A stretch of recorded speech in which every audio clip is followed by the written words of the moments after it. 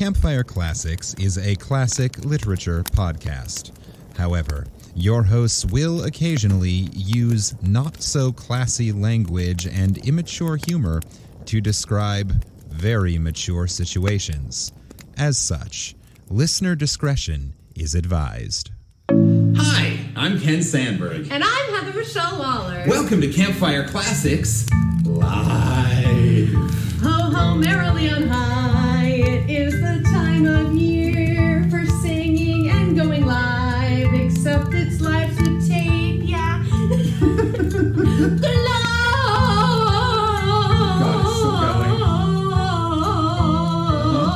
Gloria. Welcome to our home. So welcome to Campfire Classics, where we try to read those books that look really good on your shelf. Hey. As promised in last week's episode, it is Christmas, and we are going to tell you some ghost stories by the fire. And as I told Ken when we were talking about this whole idea, I don't remember saying that in the last episode. I don't remember most of the things I say in the episode. Yeah, so this is something that gets us in trouble frequently, is Heather promises things, and then it's my job to make sure they actually happen for you, the listener. So if you've been looking forward to this, you have her to thank for the idea and me to thank for the execution. Hey! You're welcome. You're welcome. This is going to be an experiment. This is our fireplace, yes? Yeah, I suppose we should actually, where's the... Oh, we can change the colors. No, I was going to say we should actually not start it until we're going to be reading the story. Tradition. Yes. Yeah, so it is Christmas Day night. Yep. So Christmas is coming to an end, or whatever holiday you're celebrating today. We hope you all had a festive one. Yeah, it was a good day here. We had so much food. If I burp multiple times during this taping, I apologize, but it's a compliment to the chef. And it won't get edited out because I don't know how to edit video. Hey! If you're listening to this audio only, there will probably be bits in this that are video, so sorry. Well, that happens. My favorite podcast, which I talk about a lot on the show, they started doing video like a year and a half ago, and I didn't even realize they were doing video. And then there were like these moments where I'm like, "What?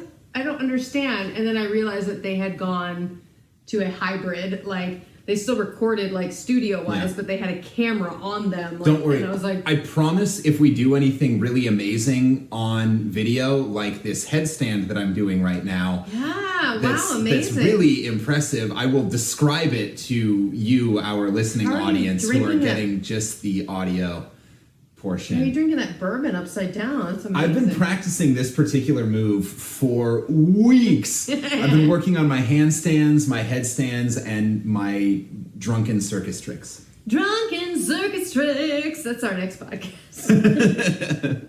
Welcome to Drunken Circus Tricks, with a new host every week, because you know what happens when you do circus tricks drunk? Get hurt. You die.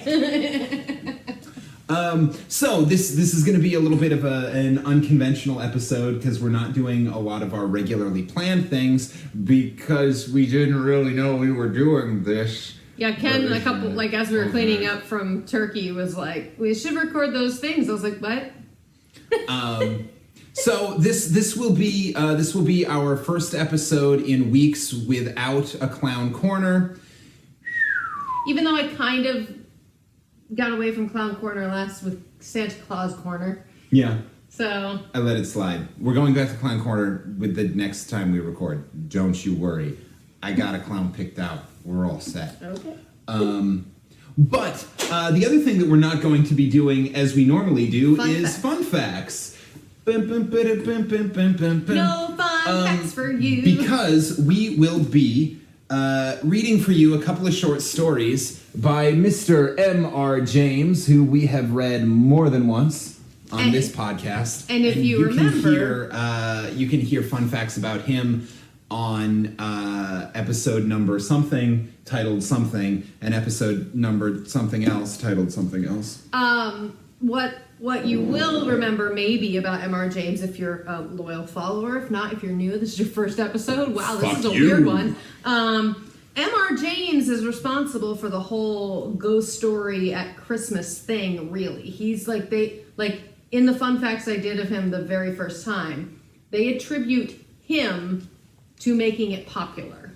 It had been a thing, but his stories became like, are you going to say Charles Dickens? Well, no, I was going to say... first. No, well, Charles Dickens was before M.R. James, but also it had been going on since, like, the Celtic times. Well, yes, I'm saying he, like, popularized it and, like, made it, like, he commercialized it. Okay, I'm sorry. Well, then I'm just going to shut up. M.R. James is the Walt Disney of Christmas ghost stories. So this week's episode, sponsored by The Mouse. If you'd like to contact us, you just let us know. Sponsored by the House of Mouse, or in this case, the House of Rats. Because that is the title of the first story we're going to be reading tonight. That was a good segue, baby. Thank you. I'm really good at those sometimes, especially when I'm a couple of Maker's Marks deep. Yeah, I'm almost at the bottom of my first bottle of red wine. So tonight's first story is called Rats by M.R. James. Rats. And it was written in a year. I think that is a compilation, so I don't know if they're all from the same year. This was published in 1923, so it was written sometime before then. Great. And I think, so the very first story we ever read of his was, I believe, Wailing Well. Was Wailing Well. Yep. Also from this book. Yeah. So fun story, because it's the holidays and it's all about family. My mother gave us this book when we were back because we started the podcast during COVID. She found this in our basement, like in my parents' basement, and was like, this looks like something that you might be able to use for this podcast thing you started. And we were like, oh shit, yeah, this is great. And now we've read, like, this will be like our third or fourth story from it, so we love it. Are we getting to rats? It's a good one. Rats. I have a very fun outfit on. So here's a little story before we start rats, because Heather likes tangents. Hi, this is Heather here reporting on her fashion statement today. I'd like to just point it out. It looks really good on camera, actually. I'm kind of into it. Hello, TikTok, eat your heart out. He does love me, I promise. I do. This is the kind of tangent that if we were just in the recording studio, might not make it to the final See y'all? cut. See what y'all missing out on? You write in and you say, we want more Heather Ridiculous. But because I don't know how to edit video cleanly... She's loose, everyone! This is what you're getting. So I had on some green pants that are very comfy, that feel like pajamas, and a green top, and I was cooking. I'll be over here. And I was cooking, and I was like, why is there a draft in my crotch? And I put my hands down, and there's a giant hole in my crotch. I was like, when did that happen? Because the last time I wore those was at your show. I'm like, did that happen at night? And I didn't even notice it? Might have. You could have been giving everyone a whole different show. And I was like, did you not notice that? And he goes, no. I'm like, well, crap. So I'm like, well, now I'm in the middle of cooking, and I have to change. So I go and I try on a couple things. I'm like, I was really enjoying my kind of ridiculous Christmas outfit. And then I went, you know what? My new thing for the new year or from the holiday on or whatever, the renewal, the solstice thing is when things don't go as planned or things don't go as you thought they would, embrace the absurdity. So Ken gave me this. Where are you going? Embracing the absurdity. Yes! See? Embrace the absurdity. So Ken gave me this beautiful poncho for Christmas today. He did good, right? It's cute. It's super soft. And I was like, okay, I have that. Now what can I wear with that? And I was like, I have this see-through lace skirt that I and I'm gonna put on some dance shorts with it, and I'm gonna put on knee-high socks. And look at this outfit, y'all. I mean, it is pretty great. It's pretty good. So anyway, if you catch some leg, I am wearing pants, technically. Booty shorts. Dance shorts. Potato. Rat, let's go! I'm done with my tangent. This is also his jacket from Buddy Holly. Let's start this fire. And this is upside down. Magic. This is going to be awful for sound. I'm taking these off. Oh yeah. Ding, ding, ding. We were just talking about bells. Rats by M.R. James. And this is a quote at the beginning. And if you was to walk through the bedrooms now, you'd see the ragged, moldy bedcloths a-heavin' and a-heavin' like seas. A-heavin' and a-heavin' with what, he says? Why, with the rats under them. Oh, fuck no. Ew! I'm gonna have trouble sleeping tonight. No, we don't I need don't that. like it. No. Better than bed bugs. Oh God, no! That's like my worst fear. I'm gonna be itchy for the rest of this episode. God damn. Okay. Won't this be fun, everybody? Merry Christmas. But what is it with the rats? Really, I ask. Because in another case, it was not. Yeah, it's not always rats. No, sometimes it's bed bugs. Sometimes it's Bigfoot. Oh no, I broke it. Oh, it's the same thing underneath. Why is that the cover?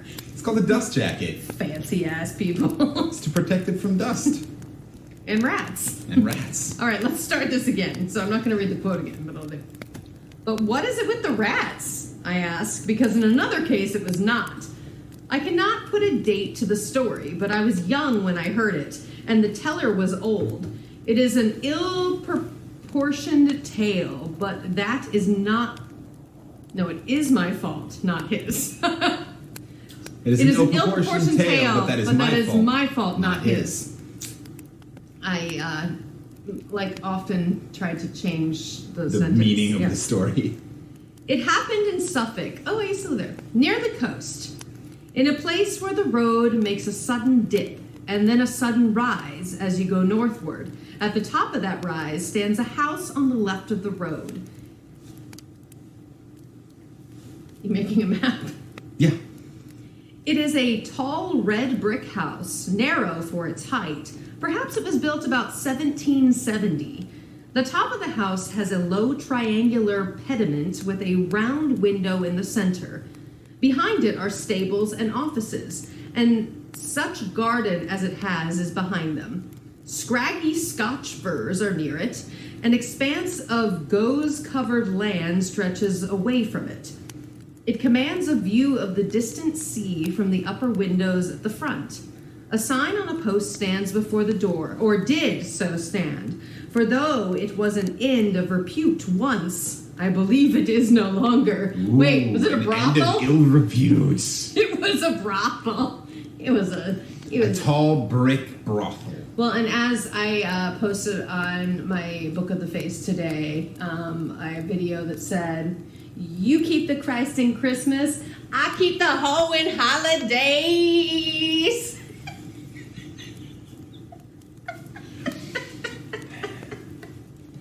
Which is appropriate, because really, Christ doesn't go in Christmas. Christ goes in Christmas.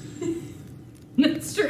Technically, hoe shouldn't go in holidays. Hoe should go in holidays. Don't talk about her hoes. Her holes. Holiday. I'm done. The holy days. The holy days. The hoes go in the holy days. And Christ goes in Christ Mass. Or Christ Mas, which would be more Christ in Spanish. This is what also usually gets cut out. I'm the weird one and he's the intellectual. You're welcome. Hello, everyone. Back to the story. We're at the House of Ill Repute. I cut both of our best bits equally when I Yeah, he does. He does a good job. To this inn came my acquaintance, Mr. Thompson. Oh, I thought it was someone named My Acquaintance.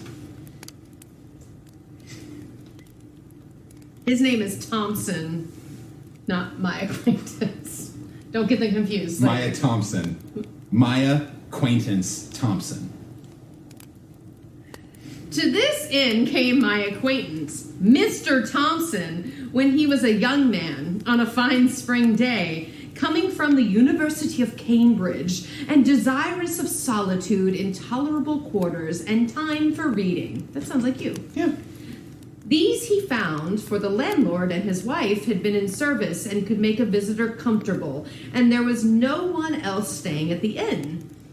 He had a large room in the first floor commanding the road and the view, and if it faced east, why, that could not be helped. The house was well built and warm. Nobody wants a room facing east. The sun Apparently. comes through at morning. Yeah, that's true. That's true. And he wanted to be left alone to read, so that means he probably stays up late with some whiskey and a book, and And his hose. Well, it's empty right now. The house is not of ill repute anymore. Right now. Yet. There's we got some rats coming. I don't know what's happening. He spent very tranquil. He spent very taint-quill days. I don't know what he was doing up there, but... Up in the taint? Should I draw you a map? Yes, please. Can you visualize that for our audience? It's that one right there. Okay. It's like where the hole was in my pants. Where the hole that was was in your cooking our pants. turkey dinner. Oh, I just showed that I'm not nearly as classy as I look, because He likes to make faces when I do stupid things, but there's a reason we've been together 7 years. He just hides it more than I do. one of us has to be the straight man, or this show would go off the fucking rails. True. Very true. Read the book, Gracie.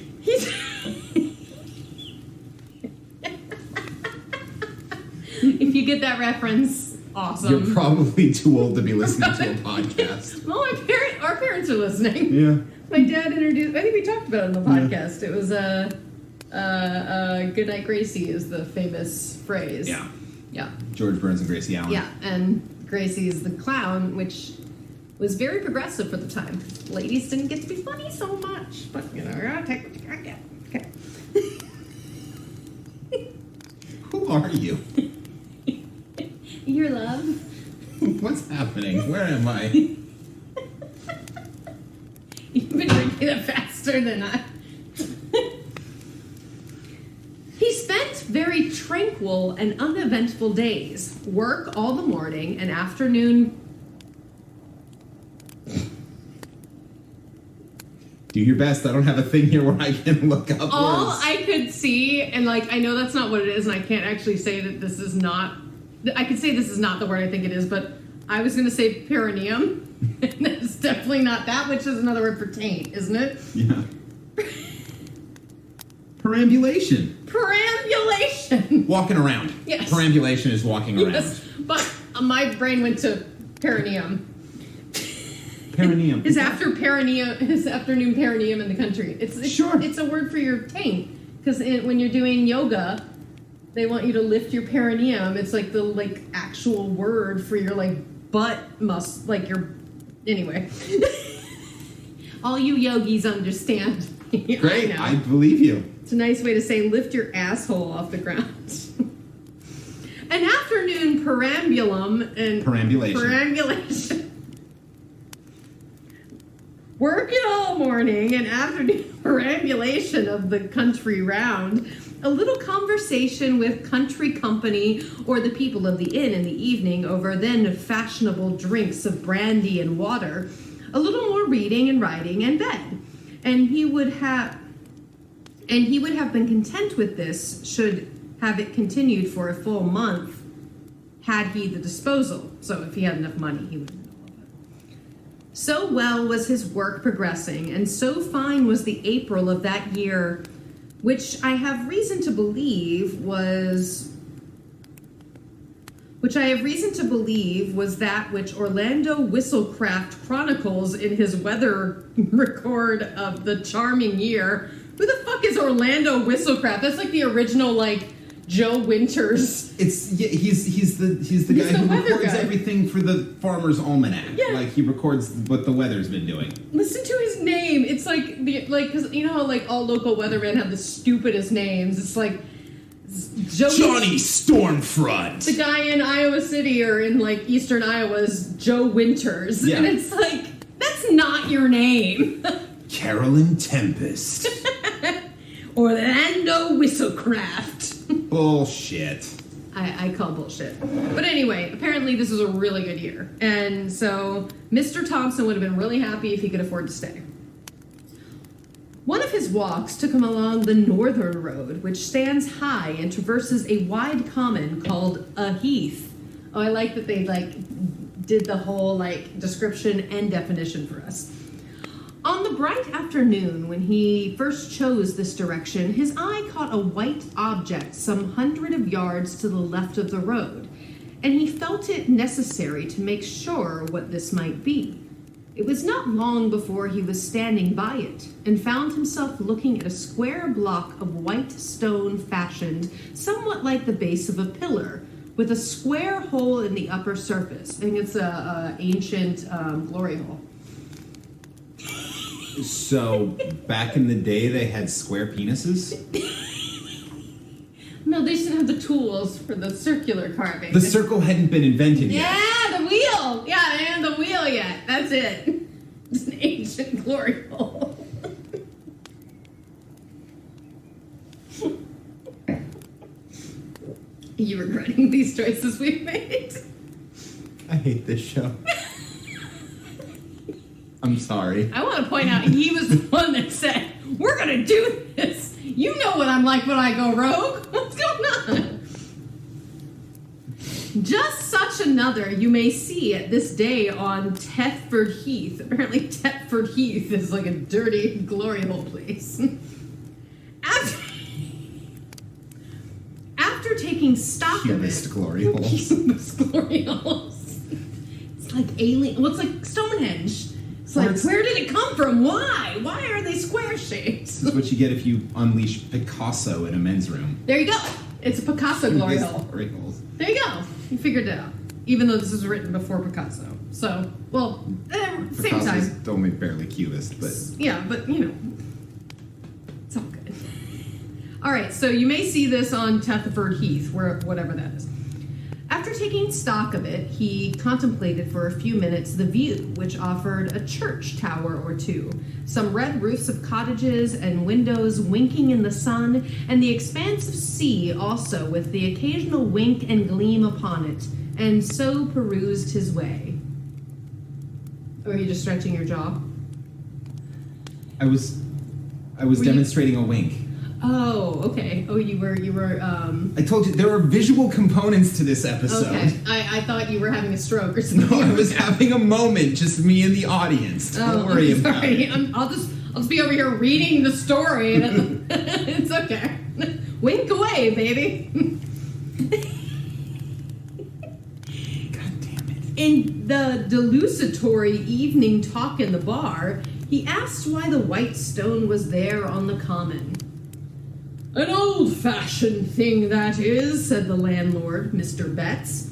He was none of us alive when that was put there. That's right, said another. It stands pretty high, said Mr. Thompson. Oh, wait, that's our main guy. I don't want that to be his voice. That's right. No. That's right, said another. It stands pretty high, said Mr. Thompson. I dare say a sea mark was on it some time back.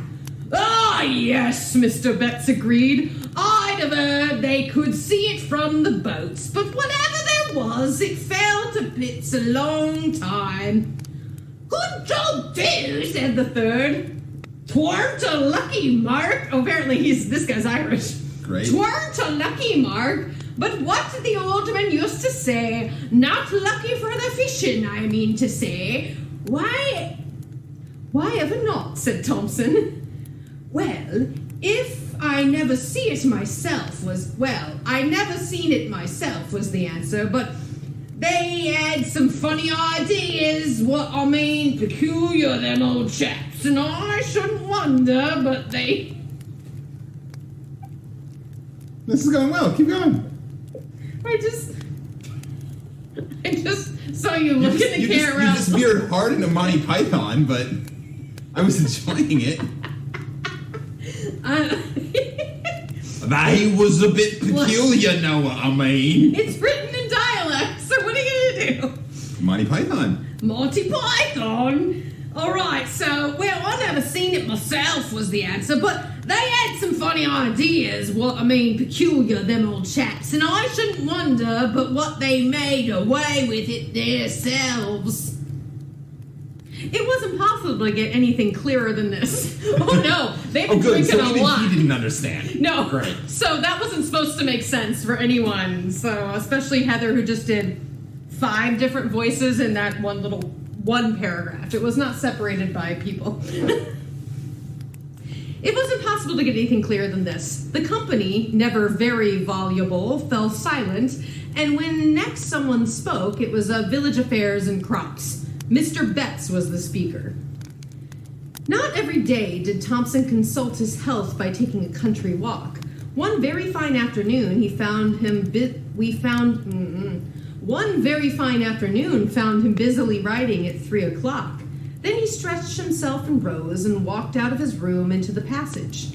Facing him was another room, then the stairhead, then 2 more rooms, one looking out of the back, the other to the south. At the south end of the passage was a window, to which he went, considering with himself it was rather a shame to waste such a fine afternoon. However, work was paramount just at the moment, he thought.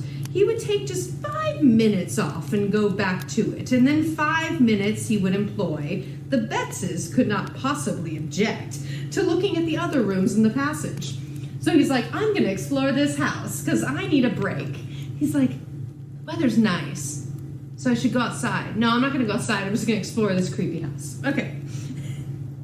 And the landlord it'll be fine. Nobody at all, it seemed, was indoors, probably as it was market day. They were all gone to town, except perhaps a maid in the bar. Very still the house was, and the sun shone really hot. Early flies buzzed in the window panes. So he explored. The room facing his own was undistinguished except for an old print of Bury St. Edmunds. I've been there. Bury St. Edmunds is where we used to go when my parents were going to treat us because we were kids, and it was like a probably 25-minute drive from the village we lived in.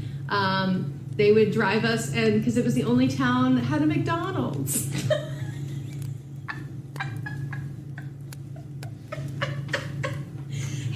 I'm guessing the McDonald's was not part of the image. Probably not, but there's a beautiful cathedral there as well. But Bury St. Edmunds is like, I know it very well, let's just say. There was shopping there and the McDonald's. So a 9-year-old girl who grew up in the South until this moment was like, I Everything want a she could Happy possibly Meal. want. It really was. Sorry. Tangents. Hi, Mom and Dad. Thanks for the McDonald's. The 2 next to him on his side of the passage were gay and clean. That's good. With 1 window apiece, whereas he had 2. Wait, did I turn it right? Yes, I did. Okay. We're gay and clean. The page term was on gay and clean. I got very distracted. Gay and clean, with 1 window apiece, whereas his had 2. Remained the southwest room opposite to the last which he had entered. This was locked. It's never good if it's locked. Don't go. He's going to try and get in. Or it's very good. It's more interesting if it's locked. Yes, it's more interesting. It's good literature. This was locked, but Thompson was in the mood of quite indefensible curiosity and feeling confident that there would be no damaging secrets in a place so easily got at. He proceeded to fetch the key of his own room, and when that did not answer, to collect the keys of the other 3. One of them fitted, and he opened the door. I love that he just went down to the desk and snagged all the. Sure. Yeah, sounds great. It's fine. No one's staying in here. It's not important. There's no reason this door's locked in this creepy old house. Next to the square glory holes. The room had 2 windows looking south and west, so it was as bright and the sun as hot upon it as could be. Here there was no carpet, but bare boards, no pictures, no washstand, only a bed. In the farther corner, an iron bed. Ooh. And Kinky. yeah, I was like an iron cross. Because there's a bed and an iron bed? It's two? Sure. Maybe it's a family room. It's like the cot. The iron bed is the cot that you put out for the kids. I don't know. With mattress and bolster covered with a bluish check counterpane. As featureless a room as you can well imagine, and yet there was something that made Thompson close the door very quickly and yet quietly behind him and lean against the windowsill in the passage, actually quivering all over. Uh-oh. That's when you leave. You just unlocked a creepy door by stealing keys, and it Just lock it back up and go away. Just standing in there makes you like not feel good. That's when you go. Just lock it back up and go away. It's that simple. Just lock it back up and go away. Like we said, good literature, right? Okay. Yeah.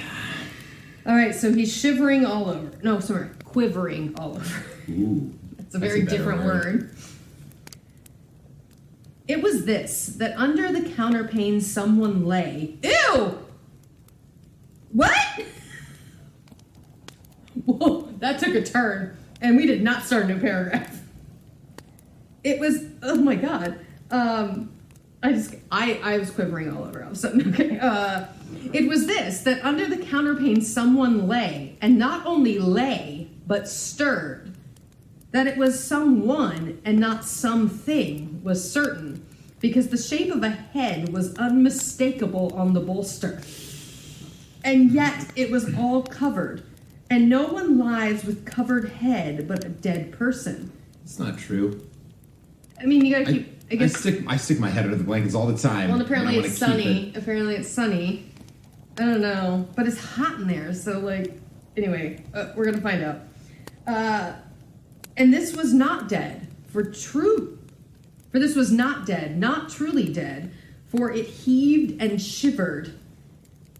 If he had seen these things in dusk, or by the light of a flickering candle, Thompson could have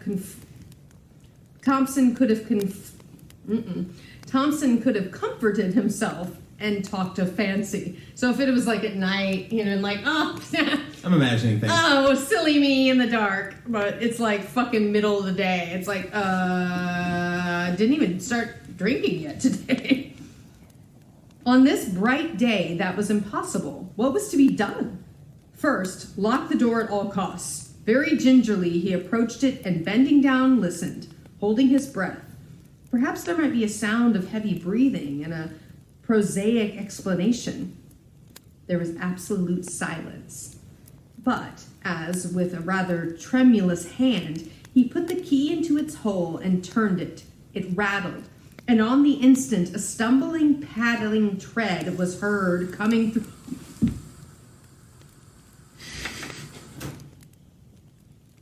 That scared the shit out of me! Yes, I know. Oh my god! Sometimes houses make sounds. It was the perfect timing! See, we don't need editing. That was terrifying. Holy fuck, did y'all hear that on the thing? I hope that picked up. Oh. A sudden paddling tread was heard. I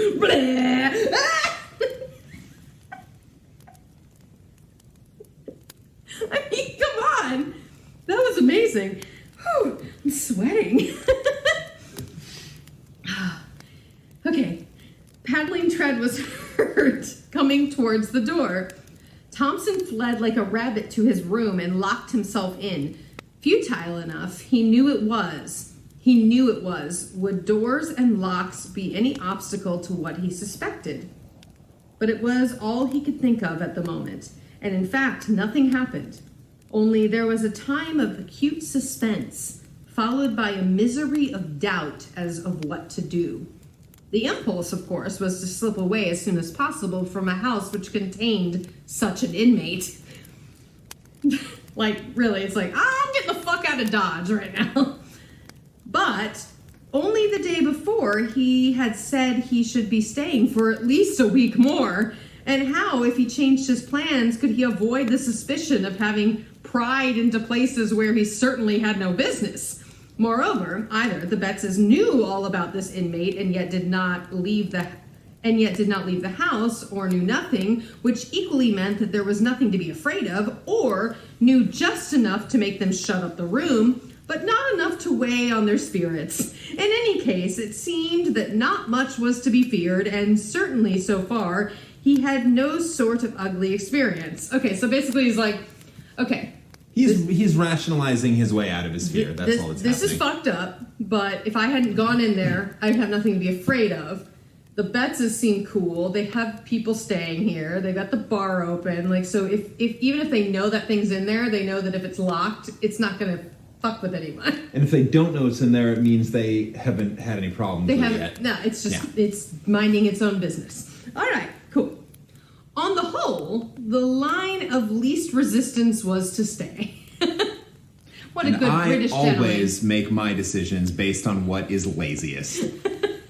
I think he just didn't want to deal with the questions because he's a good British man. It's like, I don't want to upset anyone. Oh dear. I'm gonna burp. I knew it was happening. I love how I said I'm gonna burp after I burped. I'm gonna have a drink. And then you covered your mouth after you had burped. Which is the most useful time to do that. Well, he stayed out his week. Nothing took him past that door, and often as he would pause in a quiet hour of day or night in the passage and listen, no sound whatsoever issued from that direction. You might have thought that Thompson would have made some attempt at ferreting out stories connected with the end, perhaps from Betts, but from the person of the parish or old people in the village, but no. The reticence which commonly falls on people who have had strange experiences and believe in them was upon him. Nevertheless, as the end of his stay drew near, his yearning after some kind of explanation grew more and more acute. On his solitary walks, he persisted in planning out some way, the least obtrusive, of getting another daylight glimpse into that room, and eventually arrived at this scheme. He would leave by an afternoon train, about 4 o'clock. When his fly was about... I was like, what's he going to do with his fly? When his fly was waiting... Fly was down. When his fly was waiting, so I guess that's his carriage? Yes. Okay. Never heard that term.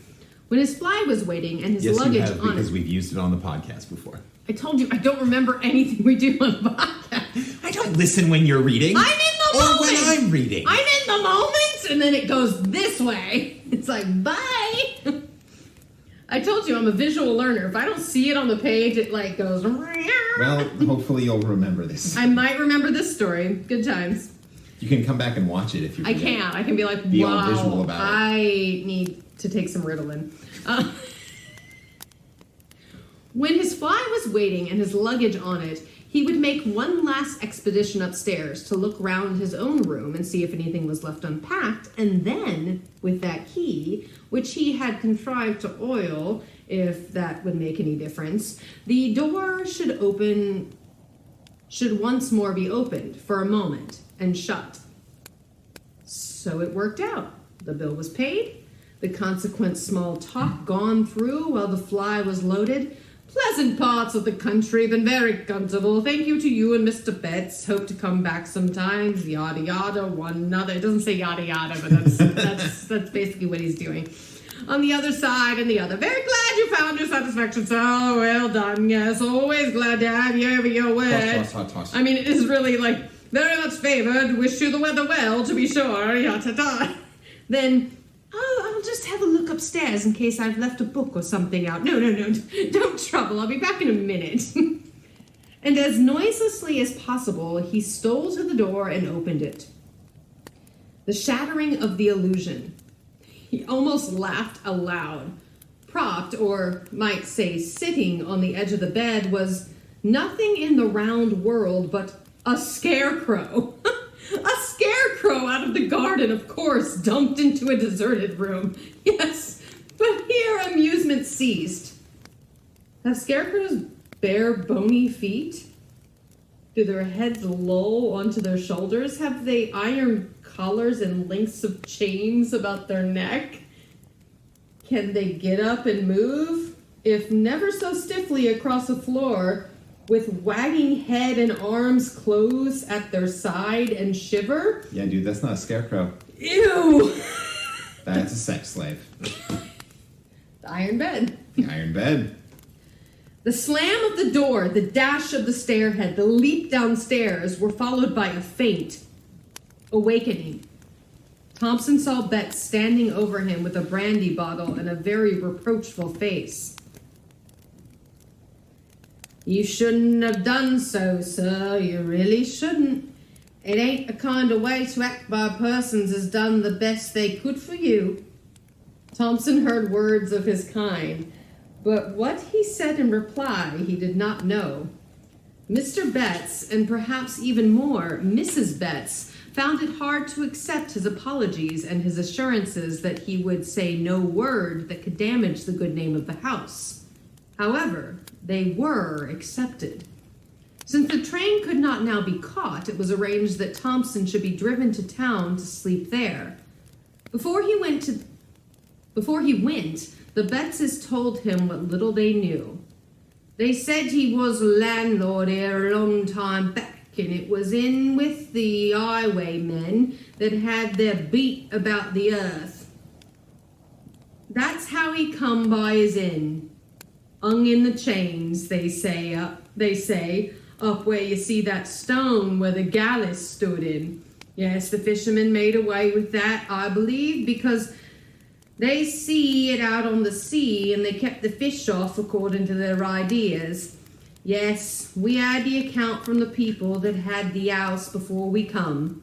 You keep that room shut up, they says, but don't move the bed out, or you'll find there won't be no trouble.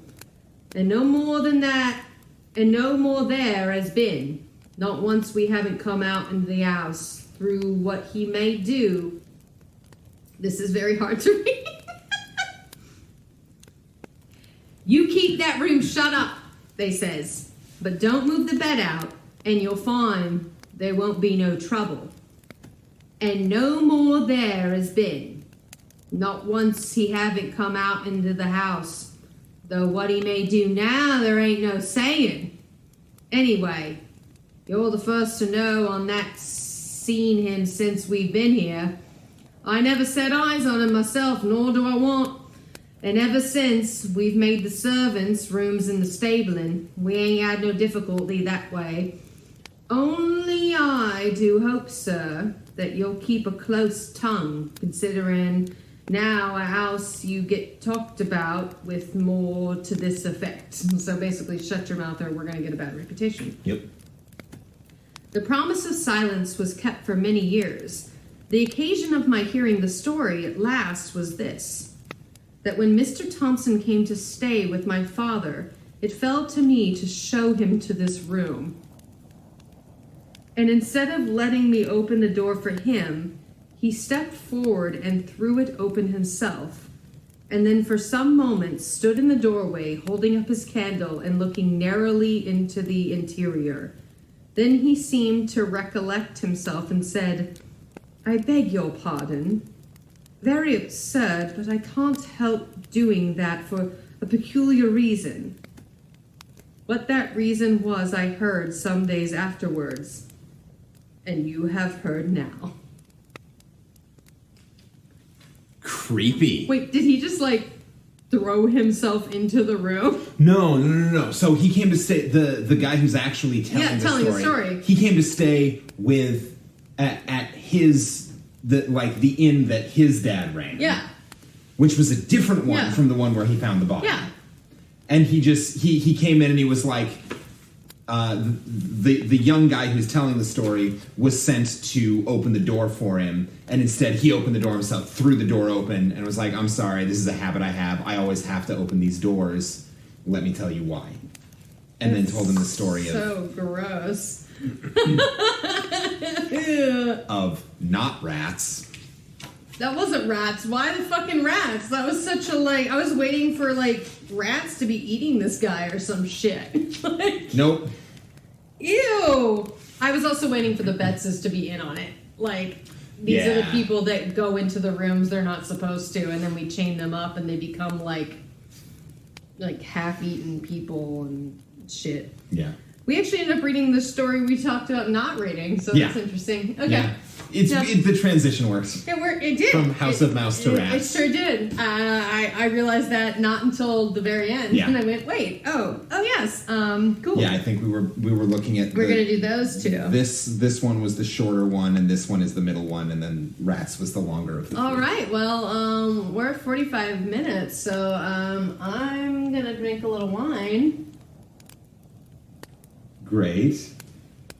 I was not prepared for a sentence to cut off like that. And then I'm going to tell you which story you're reading. Woohoo! I guess you get to pick now. Do you want the short Well, one you or the get middle to pick one? because you're picking for me.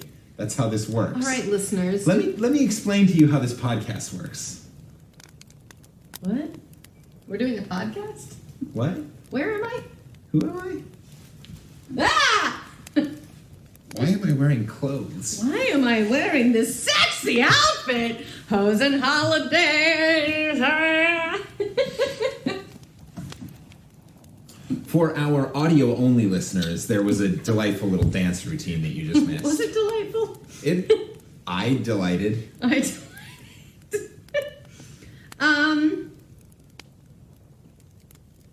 Quick. Dead air is not interesting to listen to. If you gonna... sit and listen, I have to Oh my skip god, talking. I'm terrified. Eeny, meeny, miny, moe, go. After dark in the playing fields. Fabulous. It is the story directly after Rats. So I'm just going to turn. There we go. And there's a kitty cat.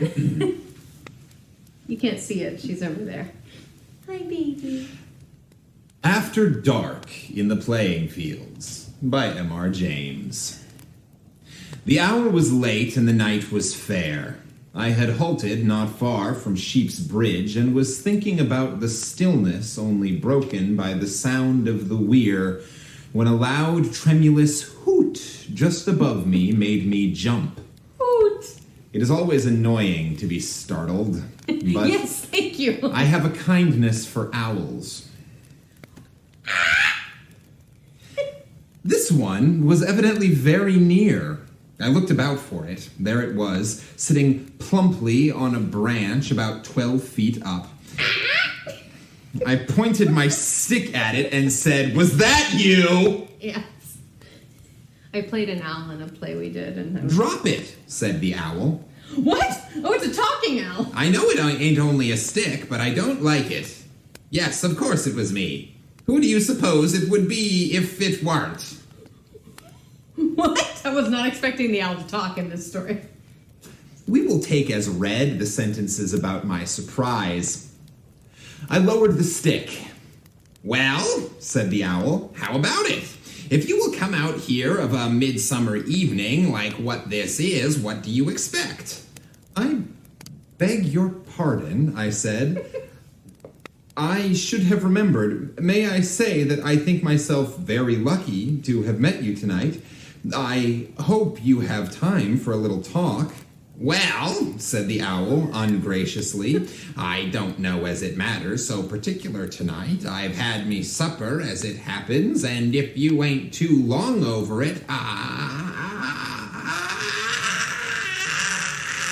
Suddenly, it broke into a loud scream, flapped its wings furiously, bent forward, and clutched its perch tightly, continuing to scream. Plainly, something was pulling hard at it from behind. Oh, did someone pull up this owl's butt? And No, was like, someone is trying to pull a pole out of its butt. Oh, okay. I don't have that experience. It says something was pulling hard Well, at yes, it from that's what I'm saying. behind. Did Pulling. someone put it up and now they're trying to pull it out? Oh, could That's what I be meant. that, yeah. Like they're puppeting the owl. Someone's puppeting the owl, Yeah. Pulling behind. The strain relaxed abruptly. The owl nearly fell over and then whipped round, ruffling up all over, and made a vicious dab at something unseen by me. "Oh, I am sorry," said a small, clear voice in a solicitous tone. "I made sure it was loose. I do hope I didn't hurt you.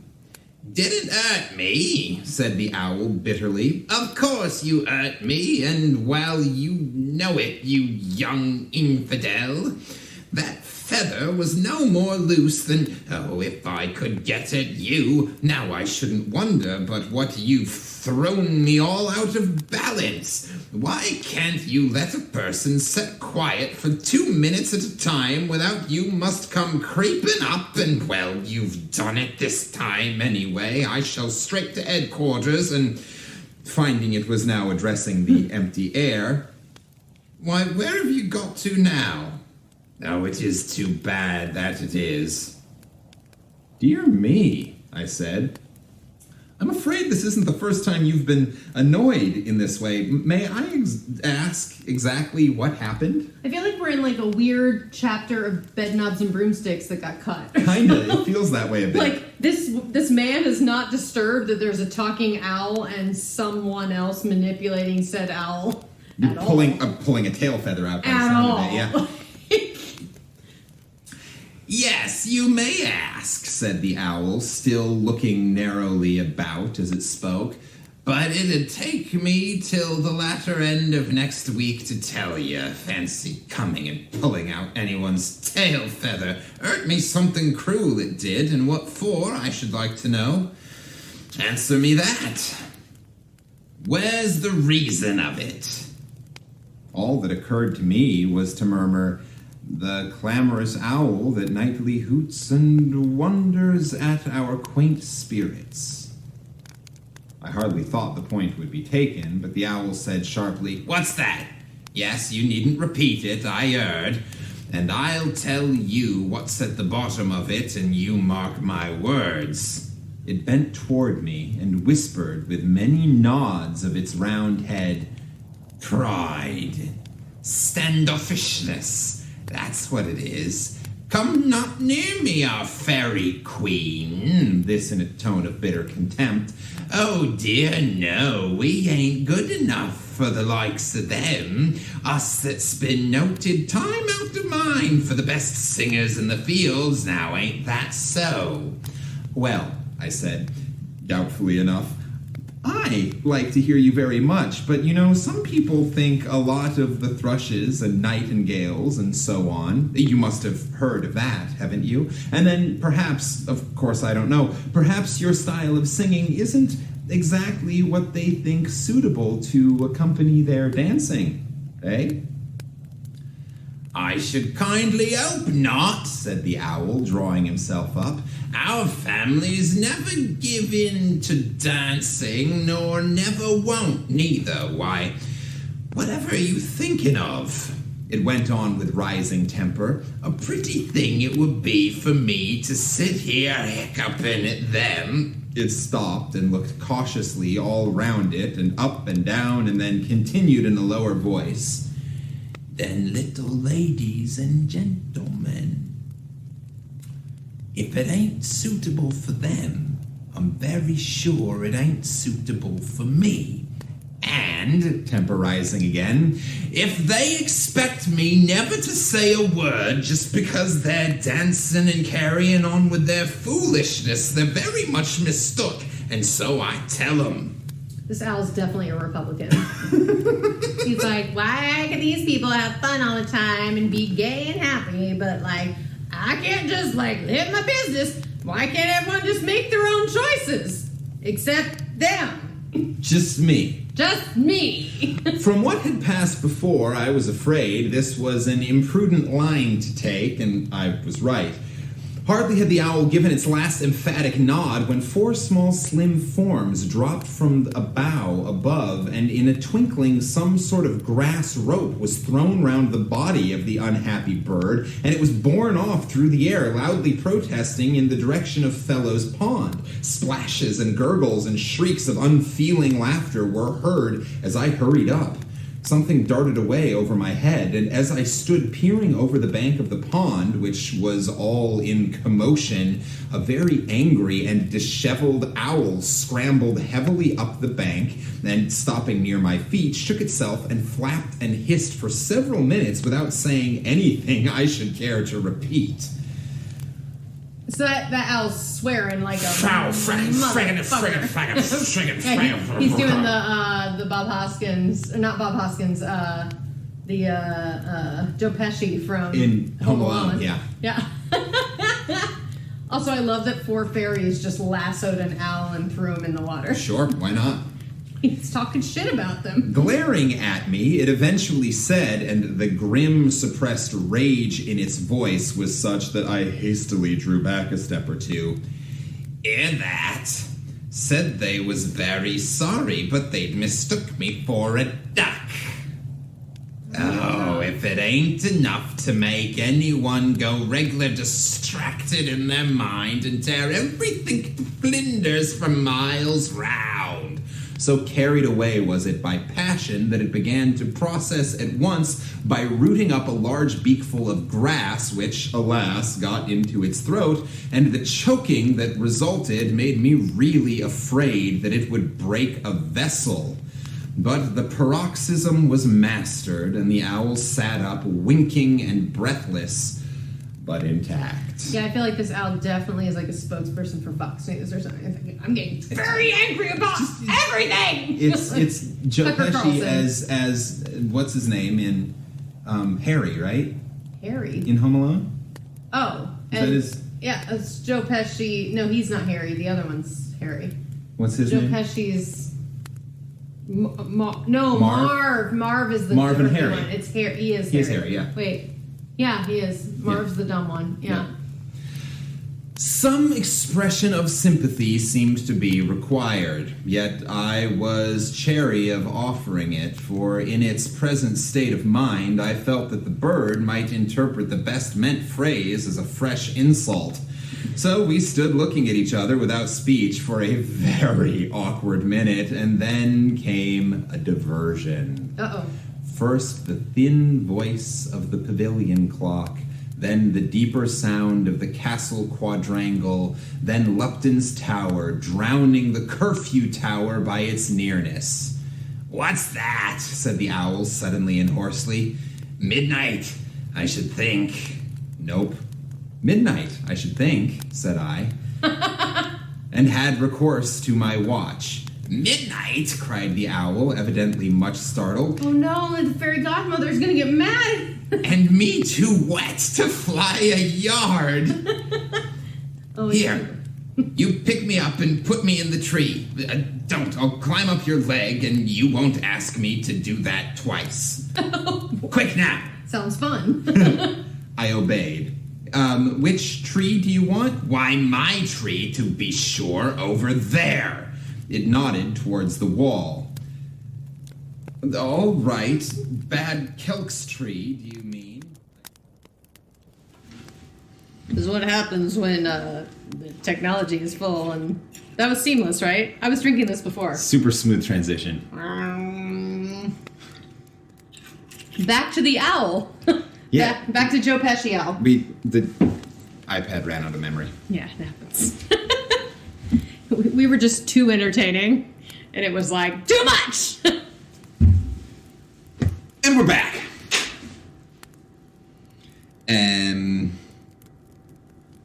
Where is it? Curfew Tower. Quick now. All right. Bad Kelk's tree, do you mean? I said, beginning to run in that direction. "How should I know what silly names you call it? The one what has, like, a door in it? Go faster. They'll be coming in another minute." That's where the Keebler elves are.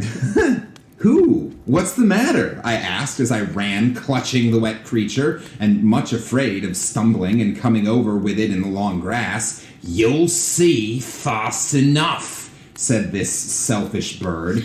"You just let me get on that tree. I shall be all right." And I suppose it was, for it scrambled very quickly up the trunk with its wings spread, then disappeared in a hollow without a word of thanks. I looked round, not very comfortably. The curfew tower was still playing St. David's tune and the little chime that follows, for the third and last time. But the other bells had finished what they had to say, and now there was silence, and again the restless, changing weir. was the only thing that broke. No, that emphasized it. Why had the owl been so anxious to get into hiding? That, of course, was what now exercised me. Whatever and whoever was coming, I was sure that this was no time for me to cross the open field. I should do best to dissemble any presence by staying on the darker side of the tree. And that is what I did. And that was where I fucked up. All of this took place some years ago, before summertime came in. I do sometimes go into the playing field at night still, but I come in before true midnight. And I find I do not like a crowd after dark. For example, at the 4th of June fireworks, you see... 4th of June? You do not, but I see such curious faces. And the people to whom they belong flit about so oddly, often at your elbow when you least expect it, and looking close into your face as if they were searching for someone who may be thankful, I think, if they do not find him. Where do they come from? Why, some, I think, out of the water, and some out of the ground. They look like that. But I am sure it is best to take no notice of them and not to touch them. Yes, I certainly prefer the daylight population of the playing fields to that which comes there after dark.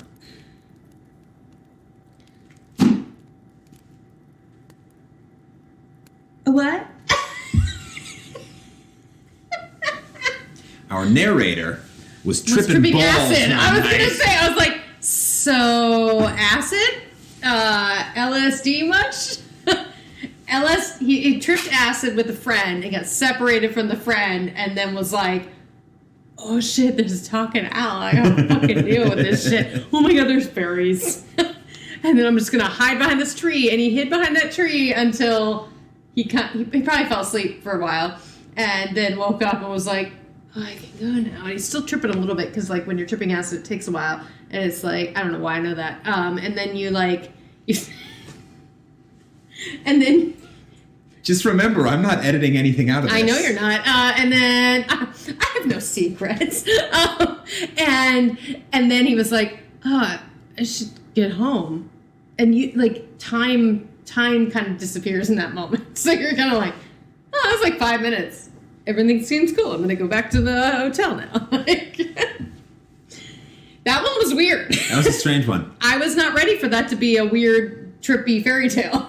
I enjoyed that one. That was a fun story. That was very out of the M.R. James world. It felt more like a...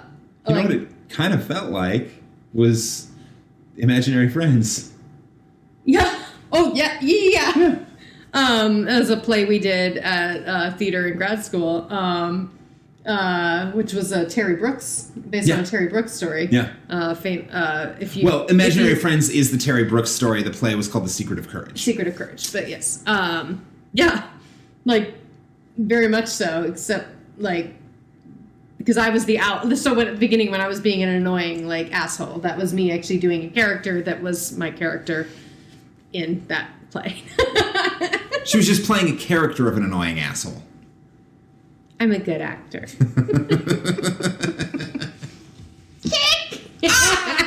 So what'd you think of that one, listeners? What'd you think of that one, viewers? How you doing? I had fun with it. Did you have fun with it? That's fun, actually. I like that one. I'm into that. Silly. It was schlappy. Well, now that we have this space, hey, we could do this more if people like it. So, audience, write in and let us know. Write in to 5050artsproduction@gmail.com or any of our social medias. You can find us on Instagram and Twitter and Google Campfire Classics podcast, and it will take you anywhere you need to go. And let us know what you thought about those stories, what you think about M.R. James, and perhaps most importantly, what you think of this setup. Whether you are watching or listening to us have to do this mostly unedited, we did have one moment about 6 minutes and 50 seconds ago when the camera cut out because it ran out of storage space because I didn't clear enough storage space before we started recording. Yeah. That's my fault. I do that all the time. So mostly unedited, except for that. Did you enjoy this audio in its totally raw form? Did you enjoy this video? Did you enjoy us know. in our raw form? Let us know what you thought. Let us know if you want more of this. Let us know if you hope never to see this again. And whatever your opinion, please do share it with us. And when you write in, include this week's secret passcode, which is Cubist Glory Hole. Cubist Glory Hole! That's your mission. Merry Christmas and a Happy New Year! Anything else? Nah, I'm good. Great. On that note, this has been Campfire Classics, where we try to read those books that look really good on your shelf. Should all acquaintance be forgot, they will be when I finish this wine! Oh yeah. Also, Happy New Year. See you in 2023.